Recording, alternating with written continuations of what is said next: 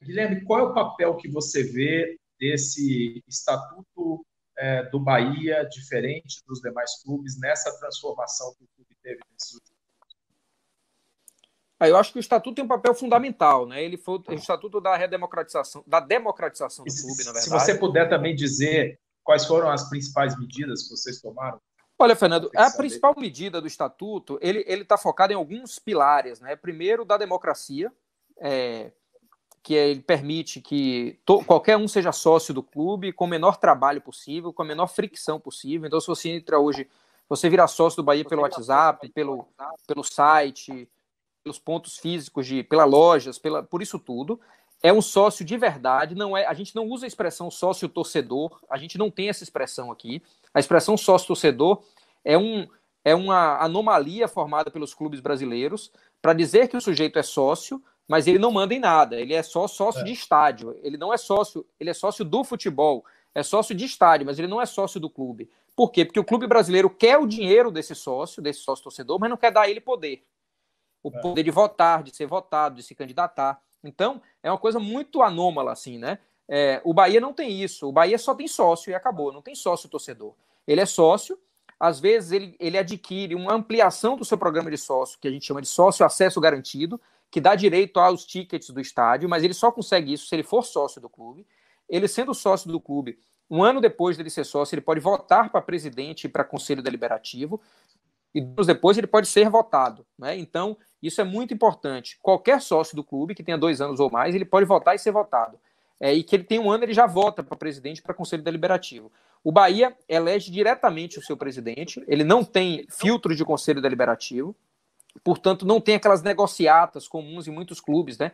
Quando a eleição é decidida por poucas pessoas, há uma política de empregar o primo do conselheiro tal, porque precisa do voto dele na eleição, empregar uma ex-secretária que trabalhou na empresa do conselheiro tal, e aí precisa agora trabalhar em outro lugar, e o conselheiro pede para ir para lá, quer dizer, uma troca de favores que só faz prejudicar o clube, e a gente não precisa disso. O voto do conselheiro não define eleição. O que define eleição é o voto do sócio, que são mais de 40 mil. Então, não tem como você barganhar micro favores, porque aquilo não vai te garantir eleição de forma nenhuma, né? Então, esse é um processo que, em nome da democracia, fortaleceu muito o Bahia, né? O tema é transparência, né? O Bahia hoje tem por obrigação a responsabilidade dos seus gestores.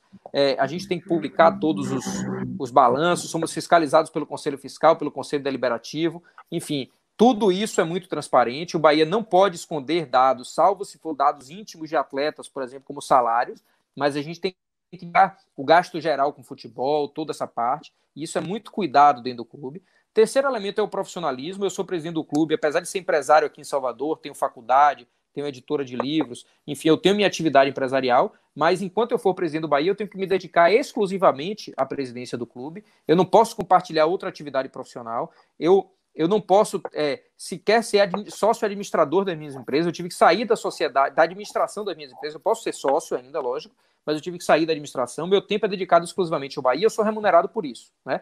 Então, esses são os parâmetros do Estatuto do Bahia que profissionalizam, democratizam e dão transparência ao clube. Agora, alguma hora, o Bahia vai precisar renovar um pouco isso, né? A gente sabe hoje, por exemplo, que a gente tem grande dificuldade. As instâncias minhas, por exemplo, eu tenho um salário que é 70% do presidente da República, né? Pela norma, pelas leis de associação civil sem fins lucrativos.